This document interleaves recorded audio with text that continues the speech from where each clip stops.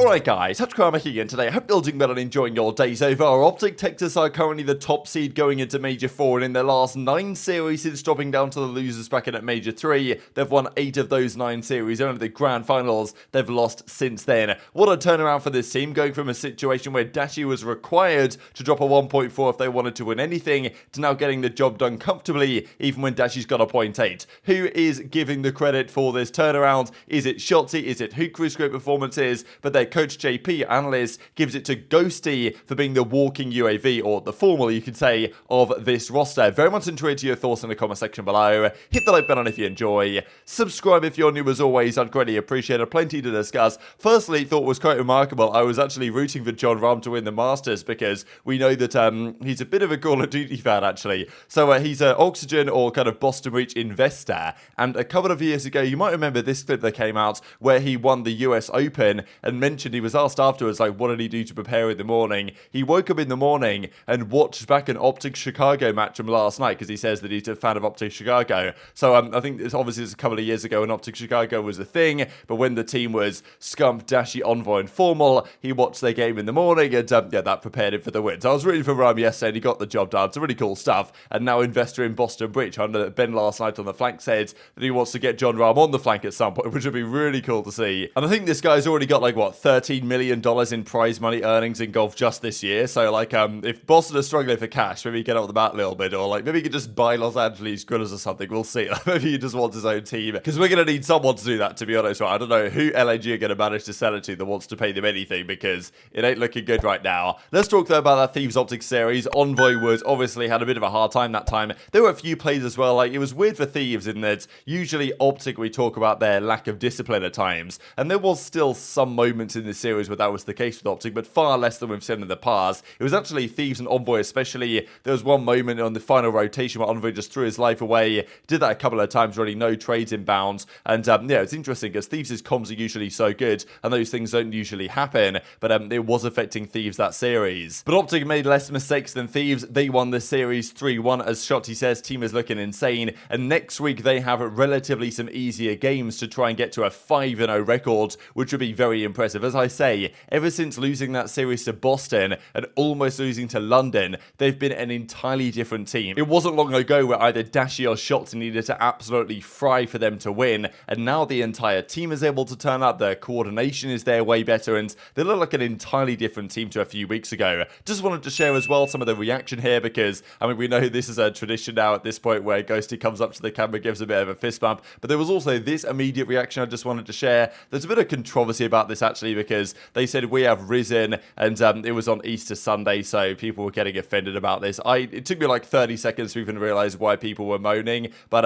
you know, anyway, I don't think it's too much of a big deal. And yeah, you can see the immediate reaction here. Obviously Dashy not with the team because he's at the Hex quarters playing from there, because I don't know if it's so much that he's in his head about the internet, or whether just where he lives it's way more convenient for him to be at the Hex quarters rather than drive like 40 minutes or whatever it is, I think, for him to get to the Envy or OpTic as it is now HQ. But still, wherever Dashy is, it seems to be working for them. And even Dashy dropped a 0.83 that series. You don't see that particularly often, but we know that it's the SMGs generally that are the impactful players on the team, and Dashy can get away with that if Shotzzy and Huke are going off as they were in the series. Huke especially, of course, and Ghosty really picking up everything that is required in the leadership role, even in and out of the game, as you can see here from the reaction. Say down, you want. No! Let's go, man! Rob, thank you for the cash, brother! I run this Mercado more like Shotzzy. Mercado, baby. Let's go, baby. That's now 2,500, baby! Yeah! Come on, man! Come on, man! Come on! Take it for good kind.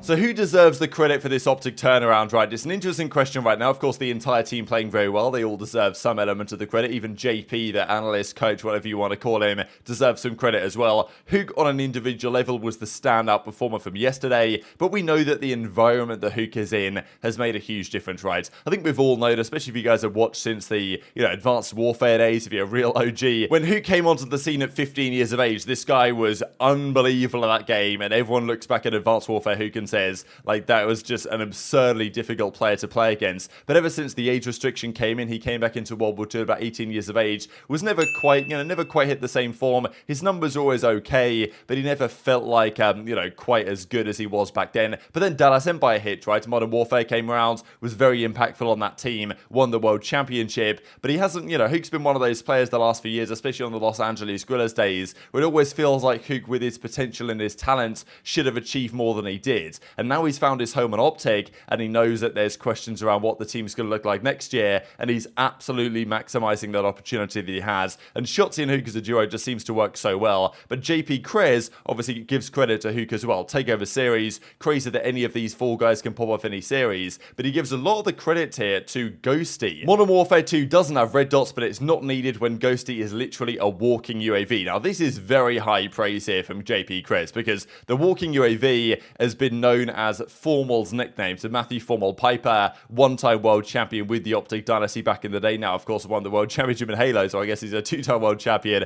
because, we talked about that story not long ago. But FormaL, legend of the Call of Duty scene, arguably the best AR of all time. I think maybe Clayster takes the cake, but definitely up there in terms of raw ability at his peak. Like, there was no one that could match FormaL in Call of Duty. And it's not just his shooting ability, but it was his, leadership as well. FormaL's ability to lead the communication, know where everyone is at all times, especially an important feature in Halo, of course, right? Because you don't have a mini-map in that game, reading the spawns and stuff, and you don't get red dots. So yeah, JP saying that Ghosty is a walking UAV is, very high praise indeed, because those are the words that we used to describe FormaL for a long time, and for good reason. But Ghosty, when you listen to the comps, you know this guy has just an incredible understanding of the game, where the enemies are, what to tell his team, and how to allow Shotzzy and Huke to not have to worry too much about, the communication and stuff, because Ghosty will handle it and do the leadership job inside of the game. And it must be said that since Ghosty came in, this team has really taken another step. They were top 4 at Major 2 with iLLeY in the team, and I like iLLeY. I think he's a good kid, I think he's a talented player, and hopefully he'll go on to do great things on whatever team he joins next year, which I'm sure he's going to get on somewhere. But Ghosty, to me, is the player that OpTic needed iLLeY to be for this roster, right? They needed that leadership player, but also could have the slaying, which Ghosty has shown over the past few games, and can unlock the potential, really, of Huke and Shotzzy, which he seems to have done. There was questions early on that Ghosty was holding back Dashy, which, okay, you look at the numbers, maybe that's actually true, but it doesn't matter if the SMGs, which are your more impactful players, are actually the ones going off as a result, and Dashy's always going to have the occasional takeover series, because the guy's just that good. So I think Ghosty clearly does deserve an awful lot of the credit here, right? Obviously, Huke on an individual level was the standout, and it's rare you're going to see Ghosty be the one dropping all the numbers. That's not his role. He understands that not his role, and even as he says after the series here, I enjoyed this role. I love the way my teammates can play off me, and we even saw a while ago there was a kind of quote that came out from Ghosty where he said that I'm unlocking these guys, I'm helping them reach their potential, and we wondered at the time, okay, we need to see more evidence of that. But certainly over the last 9 or so series they've played, there is definitely evidence that that is the case. But obviously, though, wanted to talk about the Huke perspective as well, because as it stands, on a pure individual performance level, Pred might be better than a Huke. But the way things are going at the moment, who knows if you're going to be able to replicate with OpTic the chemistry and the way things are currently working with Huke and Ghosty and Shotzzy. You don't know. That's not a guarantee. Huke obviously is playing for his spot right now. He's playing incredibly well. His search and destroy record this stage is like a 2.3 KD in search, just outrageous. And as Parasite says, Huke's been getting better and better every stage with this OpTic team. Scary for the competition. And I just wanted to share this from the flank watch party last night, where they say, look, Huke right now is playing at a very high level, and why would they get rid of him when he's playing like this? Trying. Dashy is made of something different. Bro, wait, Kyler's been getting better, ever since he joined his team. Like, he's been getting better and better. Bro, so saying though, whenever he plays, this is actually typical, bro. Whenever he plays with Shotzzy, bro, I swear, bro, this is a good duo. Well, yeah, but no, but he's legit just been getting better, like consistent. Well, he's getting more confident. I think they're embracing him over there, and he's finding like some confidence. You know what I mean? Yeah. He's getting confident again. Obviously, Major Maniac and Arcitys agree here that the writing right environment is very important for these guys. It certainly has been the case with Huke. And look at these numbers so far this stage. The only standout bad one really is Shotzzy in Search and Destroy, who has a 0.5. Now, I do think that the sound EQ cheese does hurt Shotzzy a fair bit, and he's had a bit of a rough time in his first spuds, but it hasn't really mattered for them so much because Huke has a 2.3, Dashy has a 1.5, Ghosty has a 1.2, so they can get away with Shotzzy having an uncharacteristically bad time because Huke is having an uncharacteristically good time right now, at least. I mean, you don't expect him to keep up a 2.3 forever. In the hardpoint, though, Shotzy's got a 1.4. I mean, pretty insane. But Huke's numbers across the board are 1.14 in hardpoints, very high engagements. And I'm sure other teams are looking at their setup in hardpoint right now and they're thinking, damn, okay, Dashy and Ghosty both have 90 plus seconds in the hill. Now, that's achievable when you're winning all of your hardpoints, right, and you're getting to 250. But still, the idea that it's the AR soaking the time and Shotzzy and Huke kind of do what they want to a certain extent. FaZe, for example, are probably figuring out, okay, that it might be what they need to do to make their hardpoint better. But yeah, look at these numbers. It's just super impressive. And I mean, look, if you change that Huke's numbers or Huke's name for Prez, you'd think this is pretty reasonable stuff. Okay, maybe Pred has a higher ceiling, which is probably true. But, you know, you don't want to necessarily disrupt a situation that's going so well. It depends on the results, of course. I know this Huke Pred conversation is going to carry on for so long, and there's a good reason for it, not just because Huke is playing at his best COD for some time and hasn't looked like this in some time, but also because Pred is dropping thumbnails like this. His latest YouTube video was like an 8 session, I think, where Pred and Shotzzy were on the same team. We know these guys get on, and you know, this was the thumbnail in question. So this conversation topic is not going away, but Huke is trying his best to make it go away. And to be honest, it's going to be one that's going to have to be parked until the World Championship, because OpTic are looking like arguably the favourites for this upcoming tournament. If they win it, you'd think, okay, maybe they keep Huke long term. But if they win this tourney Major 4, and then let's say they come top 3 at Major 5, top 3 at Champs, is that enough for them to stick this roster together? I don't know. If they come top 3 at Major 4, Major 5, and then win Champs, then it's a different story. So I really think that it comes down, this whole saga, to what happens at the World Championship, almost regardless of what happens between now and then. Because right now they're looking like one of the best teams, if not the best team in the game.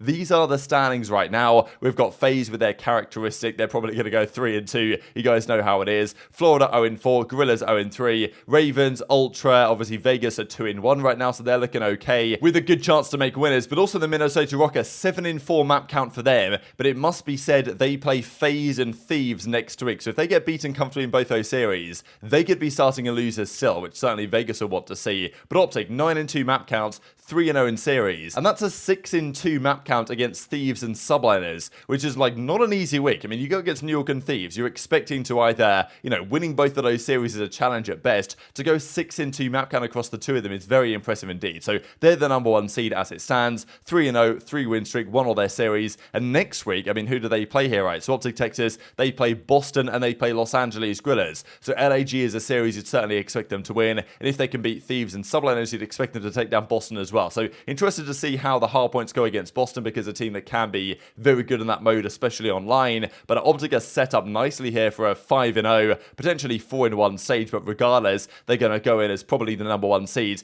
The other piece of the puzzle that has got to be said is that the #1 seed here might not be all that optimal, just because you imagine who the #8 seed is going to be. Ultra right now are 1-3. They might well get to 2-3 if they beat Legion. And if they get to 2-3 Ultra with a positive map count, they have a very good chance of being the 8th seed. It's not guaranteed, but there's a chance that the 8th seed is some sort of 2-3 tiebreaker team, which might well be Ultra. So, okay, you obviously want to be the first seed. You get the confidence, you get the advantages that kind of conveys. But in addition, you might play Ultra round 1, the champions of Major 3. So that would be very interesting if that happens. But I'm sure OpTic, whoever they play right now, would be very confident in getting the job done there. So very much enjoyed to hear your thoughts in the comment section below. Hit the like button if you enjoyed. Subscribe if you're new. Take care, and I'll see you next time.